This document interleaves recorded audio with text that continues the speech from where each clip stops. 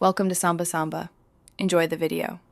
In this video, I will show how to make Lotus Cheesecake at home. First, let's prepare the crust.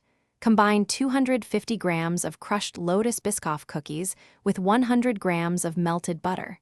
Press this mixture firmly into the bottom of a 9-inch springform pan lined with parchment paper.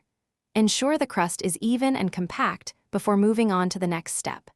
This foundation is key for a delicious cheesecake. Next, let's create that luscious cheesecake filling. In a large bowl, beat 800 grams of softened cream cheese until it's wonderfully smooth and lump-free. Gradually add 200 grams of granulated sugar, mixing until just combined. Then, gently incorporate 2 large eggs, one at a time, followed by 100 milliliters of heavy cream.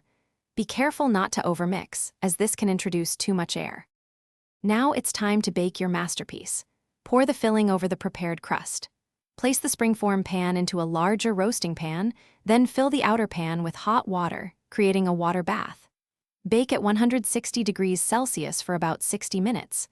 Once baked, let it cool completely on a wire rack, then chill in the refrigerator for at least 6 hours, or preferably overnight. Finally, the moment we've been waiting for. The topping. Gently melt 150 grams of Lotus Biscoff spread until it's smooth and pourable. Carefully spread this delicious topping evenly over your perfectly chilled cheesecake. You can also add some crushed Biscoff cookies for extra texture and visual appeal. Slice, serve, and enjoy your homemade Lotus cheesecake. Remember to check the description for the Owala water bottle link and other great deals. Thanks for watching. Consider subscribing if we helped you.